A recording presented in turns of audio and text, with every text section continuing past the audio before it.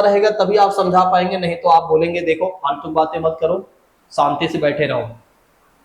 ठीक है, क्वेश्चन आज की बात तभी पूछना जब क्लास में रहना। अच्छा, जिस टीचर को नहीं आता है वे वही ऐसा करते हैं ज्यादातर। ठीक है। अच्छा, कई बार तो डिसिप्लिन भी खराब होती है, लेकिन कभी कभी क्या होता है, जो बच्चे होते हैं ना, उनके क्यूरियोसिटी को यानी कि उनके उत्सुकता को हमें शांत करना जरूरी होता है, क्योंकि वे बच्चे हैं ना कि बड़े हैं। जैसे हमारी आपकी क्लास रहती है तो वहां अगर टीचर ऐसा कहते हैं तो बिल्कुल भी गलत नहीं है, क्योंकि वे जानते हैं कहीं ना कहीं डिसिप्लिन खराब होती है। क्योंकि कई बार जो क्वेश्चन होता है वो टॉपिक से हटकर होता है, अगर टॉपिक से रिलेटेड होता है तो टीचर निश्चित तौर पर बता ही देता है। अगर सपोज दैट उसे नहीं पता होता है फिर तो आप जानते हो दूसरे दिन बता देता है। तो आप सोचिए कि अगर आपको पता है तभी आप बता पाएंगे। अब केचुए की बात करते हैं, सोचिए एक बार बारिश हो रही है, उसी समय केचुआ भी दिख जाता है, और केचुआ भी आपने पढ़ाया ही था कि ये सजीव में आता है, केचुआ भी सजीव में आता है। तो आप सोचिए एक बार कि अगर बच्चे आपसे प्रश्न करते हैं तो आप कैसे बताएंगे, क्योंकि सांस लेने की चीजें तो आप दिख नहीं रहे, तो उसको आप बताएंगे जो इसकी स्किन है उससे क्या करता है, केचुआ एक तरह से सांस लेता है। इमेजिनेशन करिए, अच्छे तरीके से याद हो जाएगा। सोचिए एक बार कि उसी समय बारिश हो रही है, ऑक्टोपस और मछली दिख गई, खुदा न खास्ता सीधा मछली की बरसात हो गई। तो बच्चे का प्रश्न ये भी हो गया कि मैम ये बता दीजिए क्या ये भी सांस लेती है क्या? तो आप बताएंगे बिल्कुल, लेकिन बॉडी की पार्ट क्या बताएंगे? फिर आप बताएंगे गिल या क्लोन की बात करते हैं, इसके बारे में आप बताएंगे। लेकिन अब बात एक करते हैं कि आप कभी बच्चों को ले गए हो गोवा जैसे घुमाने लेके चले गए हो, या समुद्र के बीच पर आप लेकर चले गए हो, तो वहां पर आप जानते हैं कि वहां पर तो कुछ बड़ी ही चीजें दिखेंगी। जैसे व्हेल मछली की बात करते हैं, डॉल्फिन की बात करते हैं।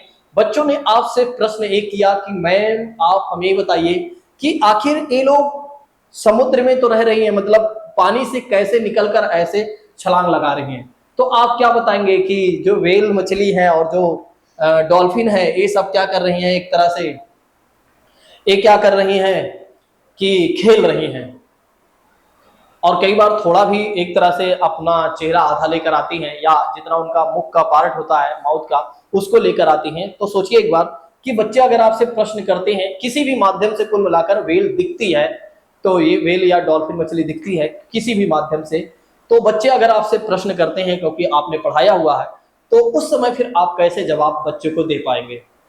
तो जब आपको पता होगा तो आप याद कर लीजिए तुरंत। ठीक है, तो फेफड़े की बात करते हैं या नासाद्वार या छिद्र की बात करते हैं तो आप बता सकते हैं।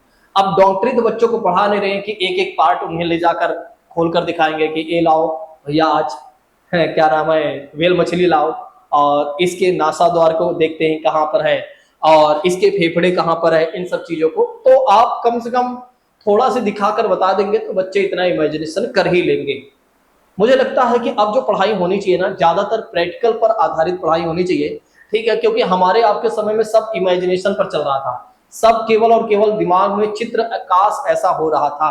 लेकिन अब वैसे तो ज्यादातर प्रैक्टिकल पर चीजें बताई भी जा रही है, क्योंकि अब तो डिजिटल बोर्ड जैसे व्यवस्था हो गई है सभी टीचरों के पास, और इंटरनेट हो गया है, जो चीजों को इंटरनेट पर ही मिल जाती है तो बच्चों को समझाने में आसानी हो जाती है। तो अगर आप इन सब चीजों को जानते रहेंगे तभी आप बच्चों को पढ़ा पाएंगे। आप ये मत सोचिए कि मैं थोड़ा सा समय ले रहा हूं, दरअसल क्या है मैं समय इसलिए ले रहा हूं ताकि आपको चीजें याद होते चले। ठीक है, अब मेरा उद्देश्य ये है कि आपको चीजों से कनेक्ट करना। ठीक है, मतलब आपकी तैयारी को बेहतर करना मेरा उद्देश्य ये है।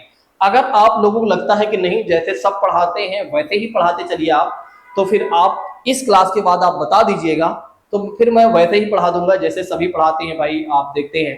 ठीक है, तो लेकिन अगर हाँ आप चीजों को सीखना चाहते हैं तो निश्चित तौर पर पढ़ाने के साथ साथ मैं एक अच्छा टीचर भी आपको बना दूंगा।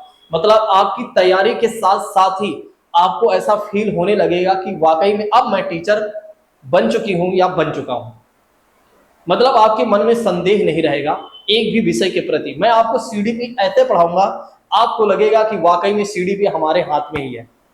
कैसे हमसे क्वेश्चन गलत हो जाता है, हो जाता था, अब तो हमारे क्वेश्चन गलत होंगे ही नहीं। चलिए अब बात आगे बढ़ाते हैं। अब क्या कहा जा रहा है कि पौधों में कैसे होता है। देखिए अभी तक जीव जंतुओं की तो बात हमने कर लिया, अब पौधों के बारे में हम देखते हैं कि कैसे क्या चीजें होती हैं। गैसों का आदान प्रदान, अर्थात पौधों में गैसों का आदान प्रदान मुख्य रूप से पत्तियों के द्वारा होता है। मतलब जैसे आप देखते हैं ना कि पत्तियां क्या करती हैं, ऑक्सीजन गैस बाहर छोड़ती हैं, कार्बन डाइऑक्साइड गैस को खुद ऑब्जर्व करती हैं यानी कि लेती हैं, तो इनहेल और एक्सहेल कैसे करती हैं, तो किसके माध्यम से करती हैं, तो पत्तियां जो होती हैं, सॉरी अभी तो ये समझिए कि जो पत्तियां होती हैं या जो पौधे होते हैं, सॉरी जो पौधे होते हैं वे कैसे ऑक्सीजन गैस को बाहर छोड़ते हैं और कैसे कार्बन डाइऑक्साइड गैस को ऑब्जर्व करते हैं, किसके माध्यम से करते हैं, तो ध्यान रखिएगा माध्यम क्या होता है, पत्ती होती है। फिर समझिएगा, पत्तियों में उपस्थित सूक्ष्म रंध्रों के द्वारा, मतलब पत्तियों में यदि आप देखते हैं ना तो छोटे छोटे रंध्र आपको दिखाई देंगे, छोटे छोटे छिद्र मतलब छेद आपको दिखाई देंगे, वही जो रंध्र है वही छिद्र कह सकते हैं। तो उसके द्वारा क्या होता है, ऑक्सीजन गैस अंदर जाती है और कार्बन डाइऑक्साइड गैस बाहर आती है। ध्यान रखिएगा, अभी आगे चीजें समझेंगे आप, अभी जो मैं पढ़ा रहा हूं उसको आप समझिए। अभी आप मत सोचिए बार बार कि ऑक्सीजन गैस तो क्या होता है कि जो पेड़ पौधे होते हैं वे हमेशा छोड़ते हैं, कार्बन डाइऑक्साइड को ही ऑब्जर्व करते हैं, नहीं ऐसा नहीं है, उसका भी प्रोसीजर है, अभी समझिएगा। तो पौधों में क्या होता है, गैसों का आदान प्रदान मुख्य रूप से कैसे होता है, तो पत्तियों के द्वारा होता है। अगर आपके एग्जामिनेशन में पूछा जाता है कि पौधों में गैसों का आदान प्रदान कैसे होता है, तो आप क्या बताएंगे, पत्तियों के माध्यम से आप बताएंगे कि पत्तियों के द्वारा ऐसा होता है। तो पत्तियों में कैसे होता है, अगर आपसे पूछा जाता है, आखिर बच्चे आपसे ये प्रश्न कर लें, सोचिए अगर बच्चे जो हैं आपसे ये प्रश्न कर लें या पूछें कि मैम आप हमें ये बताइए कि पत्तियों से कैसे एक तरह से गैसों का आदान प्रदान होता है, कैसे ऑक्सीजन गैस अंदर लेते हैं और कैसे कार्बन डाइऑक्साइड को बाहर छोड़ते हैं, या कैसे कार्बन डाइऑक्साइड को गैस को अंदर लेते हैं पेड़ पौधे और कैसे बाहर छोड़ते हैं, वो भी पत्तियों के माध्यम से कैसे लेते हैं, तब आप क्या बताएंगे, तब आप ये बताएंगे कि सूक्ष्म रंध्रों के द्वारा, मतलब उसमें छोटे छोटे रंध्र पाए जाते हैं पत्तियों में, और इसके माध्यम से क्या होता है कि जो पेड़ पौधे होते हैं वे क्या करते हैं, ऑक्सीजन गैस को अंदर लेते हैं और कार्बन डाइऑक्साइड गैस को बाहर छोड़ते हैं। अब समझिएगा, अब मैं आपको ये समझाने वाला हूं आगे कि कैसे एक तरह से कार्बन डाइऑक्साइड गैस को जो पेड़ पौधे हैं वे अंदर लेते हैं और कैसे ऑक्सीजन को बाहर छोड़ते हैं। समझिएगा आगे की कहानी को, सॉरी। परंतु कहा गया है कि प्रकाश संश्लेषण प्रक्रिया में पौधे क्या करते हैं, कार्बन डाइऑक्साइड गैस को अंदर लेते हैं। दरअसल क्या होता है कि जब फोटोसिंथेसिस होता है, जब प्रकाश निकलता है, सुबह का टाइम होता है या दिन का जब टाइम होता है, तब क्या होता है कि फोटोसिंथेसिस होता है, जिसे क्या कहा जाता है, प्रकाश संश्लेषण कहा जाता है। तो हमारे वायुमंडल में जो गैस होती है ना, कार्बन डाइऑक्साइड गैस, जिसको हम सभी लोग छोड़ते रहते हैं, ठीक है, हम तो दिन भर छोड़ते ही है ना, हम तो केवल और केवल ऑक्सीजन गैस ही अंदर लेते हैं और कार्बन डाइऑक्साइड गैस को क्या करते हैं, बाहर छोड़ते हैं, ठीक है। तो जो ये आप और हम छोड़ रहे कार्बन डाइऑक्साइड एटमॉस्फेयर में और बहुत सारी चीजों की वजह से जो गैसें, एक तरह से यदि आप देखें कार्बन डाइऑक्साइड गैस के कई स्रोत हैं, मतलब जो कई चीजें ऐसी हैं जिसकी वजह से CO2 गैस बाहर निकलती रहती है। तो पत्तियां जो पेड़ पौधे होते हैं ना, वे क्या करते हैं, प्रकाश संश्लेषण के माध्यम से कार्बन डाइऑक्साइड गैस को अंदर लेते हैं और ऑक्सीजन गैस को क्या करते हैं, बाहर छोड़ते हैं। तो ध्यान रखिएगा, प्रकाश संश्लेषण की प्रक्रिया में क्या होता है, पौधे कार्बन डाइऑक्साइड गैस को अंदर लेते हैं और ऑक्सीजन गैस को बाहर छोड़ते हैं। इस बात को जरूर ध्यान रखिएगा कि पौधों में जो प्रकाश संश्लेषण होता है वो केवल और केवल दिन में ही होता है। पौधों में जो प्रकाश संश्लेषण होता है वो केवल और केवल दिन में होता है। ये बातें आप याद कर लीजिए और अपने दिमाग में सेट कर लीजिए। अब सोचिए, अगर बच्चों को आपको समझाना हो तो आप कैसे बच्चों को समझाएंगे, तो आप बच्चों को ऐसे ही समझाएंगे ना कि दिन होता है तो दिन में ही क्या होता है कि जो पेड़ पौधे होते हैं वे क्या करते हैं, कार्बन डाइऑक्साइड गैस को क्या करते हैं कि एक तरह से अंदर लेते हैं और ऑक्सीजन गैस को बाहर छोड़ते हैं जब दिन का समय होता है, ठीक है। फिर जबकि श्वसन क्रिया रात दिन होती है, लेकिन जो श्वसन की क्रिया होती है, सांस लेने की जो क्रिया होती है दोस्तों, वो होती है रात दिन होती है। और प्रकृति में पौधे जो हैं ऑक्सीजन के मुख्य स्रोत माने जाते हैं। तो नेचर में यदि आप देखें तो पौधे जो हैं ऑक्सीजन के मुख्य स्रोत माने जाते हैं। ठीक है, ऑक्सीजन के अगर कोई मुख्य स्रोत है वो है पौधे हैं। तो सबसे पहले हमने किन चीजों के बारे में जाना, तो हमने जाना कि पौधों में गैसों का आदान प्रदान मुख्य रूप से पत्तियों के द्वारा होता है, और पत्तियों में उपस्थित जो सूक्ष्म रंध्र होते हैं उसके द्वारा क्या होता है, ऑक्सीजन गैस अंदर जाती है और कार्बन डाइऑक्साइड गैस बाहर आती है। ठीक है, अभी आगे समझेंगे ये वाली बात भी, टेंशन मत लीजिए। और जब प्रकाश संश्लेषण होता है, ठीक है, यानी कि जब प्रकाश संश्लेषण की प्रक्रिया चलती है तो कार्बन डाइऑक्साइड गैस को क्या होता है कि पेड़ पौधे एक तरह से अंदर लेते हैं, और फिर उसके बाद क्या होता है, उसी समय ऑक्सीजन गैस को बाहर छोड़ते हैं। और पौधों में क्या होता है कि प्रकाश संश्लेषण केवल और केवल दिन में होता है। ठीक है, एक पौधा है जो 24 घंटे क्या करता है, हमें ऑक्सीजन प्रदान करता है। ठीक है, यानी कि एक पेड़ है वो है पीपल। पीपल का जो पेड़ है ना दोस्तों, वो क्या करता है, हमें 24 घंटे क्या करता है, ऑक्सीजन प्रदान करता है। तो ये बातें भी आप ध्यान रखिएगा। और श्वसन की जो क्रिया चलती है वो दिन और रात में चलती है, मतलब हमेशा होती रहती है। और प्रकृति में पौधे जो हैं ऑक्सीजन के मुख्य स्रोत माने जाते हैं। तो इन सब चीजों को भी हमने देख लिया। अब समझिएगा चीजों को, मैंने क्यों उस लाइन को कहा था। एक लाइन थी ना, अभी आप काफी देर से परेशान थे, बहुत सारे लोग परेशान थे कि आज तक मैंने अपने जीवन में सिर्फ एक ही बातें पढ़ा हुआ है कि पत्तियां क्या करती हैं, सूक्ष्म रंध्रों द्वारा ऑक्सीजन गैस अंदर लेती भी हैं भैया, कार्बन डाइऑक्साइड गैस बाहर छोड़ती हैं। कुछ लोगों ने हमेशा यही पढ़ा है कि भैया पेड़ पौधे क्या करते हैं, ऑक्सीजन गैस ही बाहर छोड़ते हैं और कार्बन डाइऑक्साइड गैस अंदर लेते हैं। लेकिन समय एक ऐसा भी होता है जब क्या होता है कि पेड़ पौधे क्या करते हैं, ऑक्सीजन गैस को अंदर लेते हैं और कार्बन डाइऑक्साइड गैस को क्या करते हैं, बाहर भी छोड़ते हैं। अब इस कहानी को समझिएगा, वही मैं आपको समझाने वाला हूं। काफी लोग तो अभी तक ये सोच रहे थे गलत पढ़ाया जा रहा है, ठीक है, मुझे पढ़ना ही नहीं चाहिए। ये देखिए, जब रात्रि का समय होता है ना, जब रात का समय होता है ना, तब क्या होता है कि जो पौधे होते हैं वे ऑक्सीजन गैस को अंदर लेते हैं। वे क्या करते हैं, ऑक्सीजन गैस को अंदर लेते हैं। और जब रात होती है ना, मतलब रात में ही क्या होता है कि कार्बन डाइऑक्साइड गैस को बाहर छोड़ते हैं। इसीलिए आपने सुना भी होगा, बहुत सारे लोग पहले कहते हैं, पहले के लोग, अब तो लोग पेड़ पौधों के नीचे सोते नहीं, आप तो घरों में सोते हैं। पहले के लोग कहते थे रात में पेड़ पौधे के नीचे नहीं सोना चाहिए। याद करिए, आज से 20 साल पहले जब आपके घर में एसी और कूलर और पंखे बहुत कम लोगों के पास हुआ करता था, और जो लोग गांव में रहा करते थे, ठीक है, यदि आप कभी गांव में रहे हो तो अपने बुजुर्गों से ये बातें सुनी होंगी कि पेड़ पौधों के नीचे मत सोइए, ठीक है, रात में, बल्कि बाहर सोइए, ठीक है, थोड़ा सा इनसे हटकर सोइए। ठीक है, वे इसीलिए कहा करते थे क्योंकि वे जानते थे, कहीं ना कहीं वे जानते थे कि रात में क्या होता है कि पेड़ पौधे CO2 गैस को बाहर छोड़ते हैं, CO2 गैस को बाहर छोड़ते हैं और ऑक्सीजन गैस को अंदर लेते हैं। आई होप कि मेरी बात समझ में आ गई होगी, अब आपको सारी बातें क्लियर हो गई होंगी। ऐसा मैं क्यों कह रहा था ऊपर, ऐसा मैं क्यों कह रहा था, कहां चला गया, ठीक है, ऐसा मैं क्यों कह रहा था कि पेड़ पौधे क्या करते हैं, यानी कि ऑक्सीजन गैस को अंदर भी लेते हैं और कार्बन डाइऑक्साइड गैस को बाहर भी छोड़ते हैं। ठीक है, आप समझिएगा, एक दिन की प्रक्रिया में ऐसा होता है, दिन की प्रक्रिया में ऐसा होता है दोस्तों कि पेड़ पौधे क्या करते हैं, कार्बन डाइऑक्साइड गैस को क्या करते हैं, अंदर लेते हैं, मतलब इनहेल करते हैं, और एक्सहेल क्या करते हैं, O2 करते हैं, यानी कि ऑक्सीजन देते हैं हमें।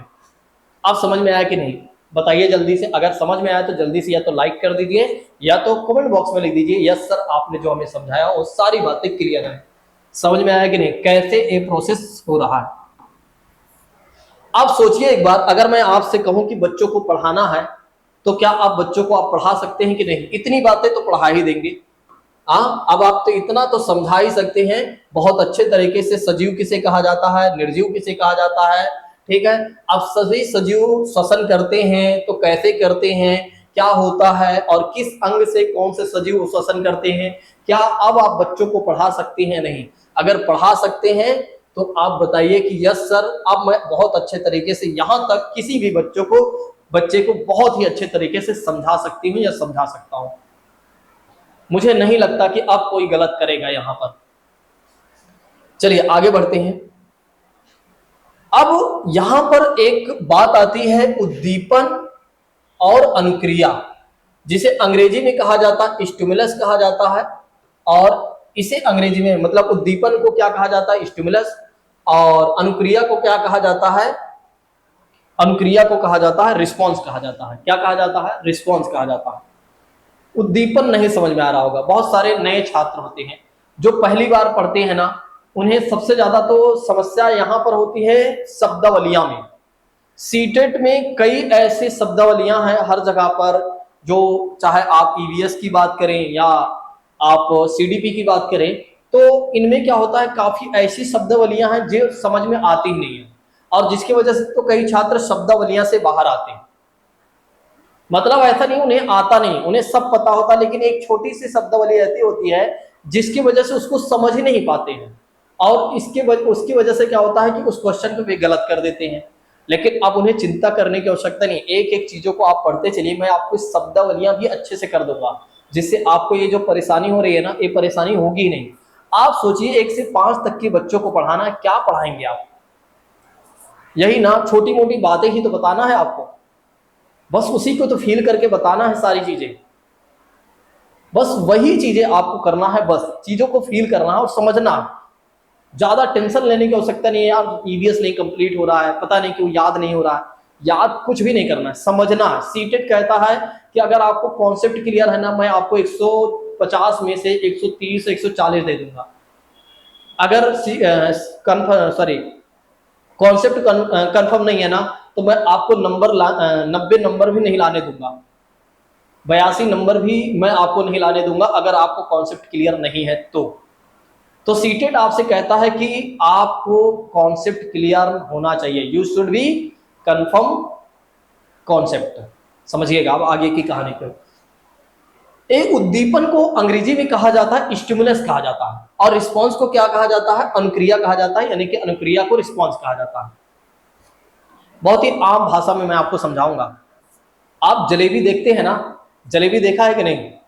अगर नहीं देखा है तो देख लीजिए, या गोलगप्पे आप देखते हो, या कुछ भी चीजें आप देखते हो जो आपको काफी ज्यादा पसंद होती हैं, तो वो चीजें आपके मन में क्या करती हैं, आपके मन को क्या करती हैं, उत्तेजित करती हैं, आपके मन को उत्तेजित करती हैं। यही जो उत्तेजना है ना, वही है उद्दीपन, या उद्दीपक कह सकते हैं।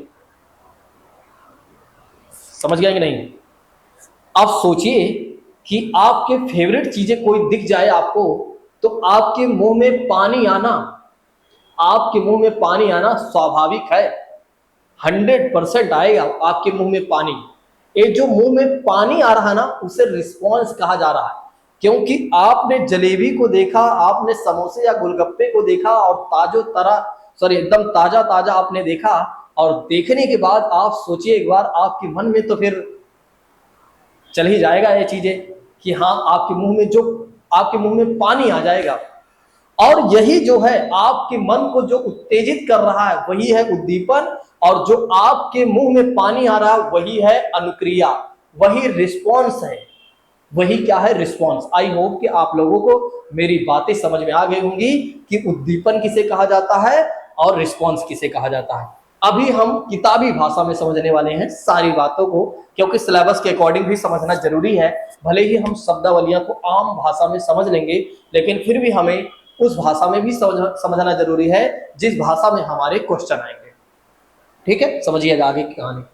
सभी सजीव उद्दीपन के प्रति ही क्या करते हैं, अनुक्रिया करते हैं। बिल्कुल सत्य बात है, सारे ही सजीव भैया, जिसके भी मन में उत्तेजना आती है, वो सारे ही क्या करेंगे, अनुक्रिया करेंगे कि नहीं, उसके प्रति रिस्पॉन्स करेंगे कि नहीं। तो बिल्कुल सही बात है, आप समझिएगा। हमारे आसपास होने वाले परिवर्तन जो किसी सजीव को प्रतिक्रिया करने के लिए, मतलब रिस्पॉन्स करने के लिए प्रेरित यानी कि मोटिवेट करते हैं, प्रेरित करते हैं या इंस्पायर करते हैं, उसी को क्या कहा जाता है, उद्दीपन कहा जाता है। उसी को क्या कहा जाता है, उद्दीपन कहा जाता है। और जो प्रतिक्रिया सजीव परिवर्तन के प्रति क्या करते हैं, परिवर्तन के प्रति प्रतिक्रिया करते हैं, उसी को हम क्या कहते हैं, अनुक्रिया कहते हैं। उसे हम क्या कहते हैं, अनुक्रिया कहते हैं, यानी कि रिस्पॉन्स करते हैं। तो जो प्रतिक्रिया सजीव के परिवर्तन के प्रति करते हैं, मतलब जो प्रतिक्रिया जो है सजीव के परिवर्तन के प्रति करते हैं, उसी को हम क्या कहते हैं, अनुक्रिया कहते हैं। अगर ये नहीं समझ में आया ना, जो मैंने आपको जनरल भाषा में समझाया था समोसे और जलेबी वाली बात ना, वैसे याद कर लीजिए। अभी और भी चीजें मैं आपको बहुत सारे एग्जाम्पल दे दूंगा, अब समझिएगा, ठीक है। अब समझिएगा, आप लोग जल्दी से समझ में आ जाएगा और अच्छे तरीके से।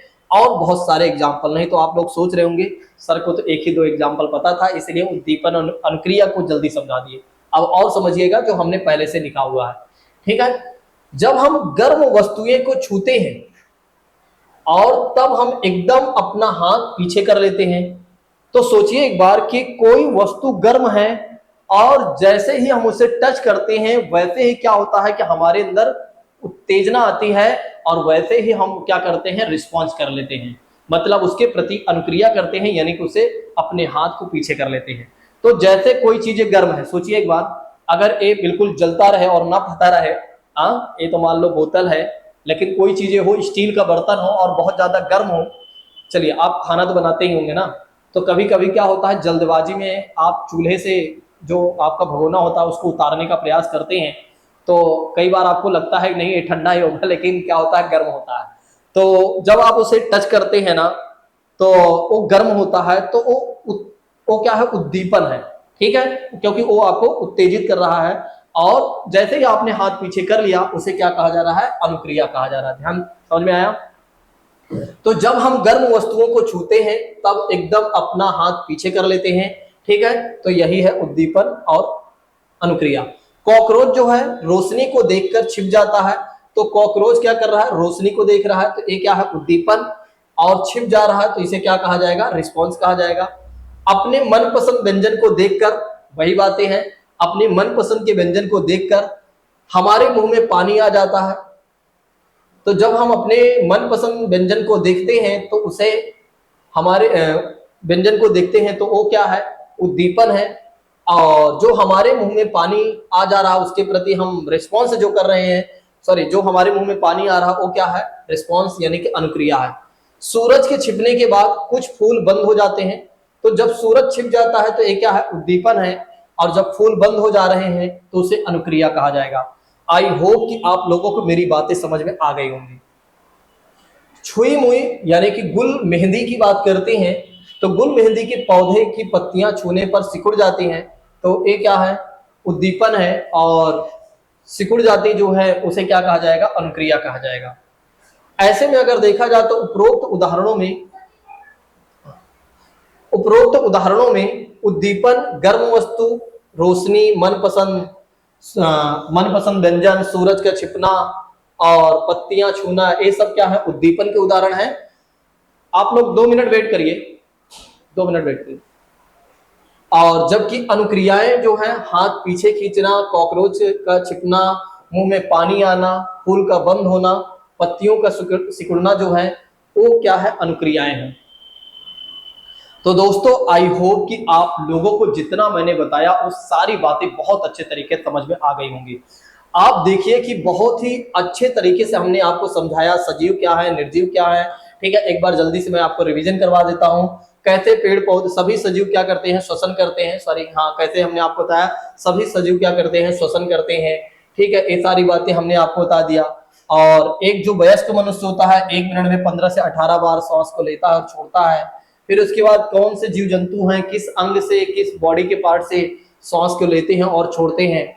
फिर उसके बाद हमने आपको बताया कि पौधे कैसे गैसों का आदान प्रदान करते हैं और कैसे होता है, पत्तियों के माध्यम से, ये बातें हमने आपको बताया था। उसमें सूक्ष्म रंध्र पाए जाते हैं पत्तियों में, जिसके वजह से वे ऑक्सीजन गैस को अंदर लेते हैं, कार्बन डाइऑक्साइड गैस को बाहर छोड़ते हैं। और फिर हमने आपको बताया था कि प्रकाश संश्लेषण की प्रक्रिया में पौधे क्या करते हैं, कार्बन डाइऑक्साइड गैस को अंदर लेते हैं और ऑक्सीजन गैस को बाहर छोड़ते हैं। और प्रकाश संश्लेषण केवल और केवल दिन में होता है। फिर उसके बाद हमने आपको बताया कि श्वसन की प्रक्रिया जो है वो दिन रात होती है। और 24 घंटे ऑक्सीजन देने वाला जो पौधा है या पेड़ है वो है आपका पीपल। फिर जो प्रकृति में पौधे जो हैं मुख्य स्रोत किसके हैं, ऑक्सीजन के हैं। ये सारी बातें हमने आपको बताया। फिर उसके बाद कैसे हमने आपको समझाया कि रात में क्या होता है कि जो पेड़ पौधे होते हैं वे क्या करते हैं, ऑक्सीजन गैस को अंदर लेते हैं और कार्बन डाइऑक्साइड को बाहर छोड़ते हैं, ठीक है। फिर उसके बाद डे वाली स्थिति हमने आपको बताया कि दिन में क्या होता है कि फोटोसिंथेसिस यानी प्रकाश संश्लेषण के माध्यम से क्या होता है, CO2 गैस को पेड़ पौधे अंदर लेते हैं और ऑक्सीजन गैस को बाहर छोड़ते हैं, ठीक है। फिर हमने आपको बताया कि क्या उद्दीपन होता है, क्या अनुक्रिया होता है, कैसे क्या चीजें होती हैं, पूरा एग्जाम्पल सहित हमने आपको समझा दिया। अगली क्लास में मैं आपको समझाऊंगा सजीवों में इंद्रियां होती हैं। देखिए आपको तभी सारी बातें समझ में आएंगी जब आप एक टीचर की भांति सारी बातों को सोचेंगे। और सोचिए कि एक टीचर होने के नाते आपका क्या कर्तव्य बनता है और कैसे बच्चों को आपको समझाना चाहिए। अगर इस माध्यम से आप हमारे साथ चल लेते हैं, भले ही मैं आपका थोड़ा सा समय लूंगा, लेकिन हाँ अगर आप इतना समय देते चलेंगे तो मैं वादा करता हूं, यानी कि प्रॉमिस करता हूं कि आपके प्रश्न गलत नहीं होंगे। बाकी आप लोग कमेंट बॉक्स में बताइएगा, अगर आप कहेंगे तो मैं इसी तरह से फील करके पढ़ा दूंगा। अगर आप कहेंगे नहीं केवल और केवल आप सिलेबस कवर कर दीजिए तो मैं सिलेबस कवर कर दूंगा। ये सब आप पर निर्भर करता है, आपके चयन पर निर्भर करता है, आप क्या चयन करते हैं यानी कि क्या चूज करते हैं। बाकी हम मिलेंगे अगली क्लास में। Thank you so much. जय हिंद दोस्तों, take care all of you.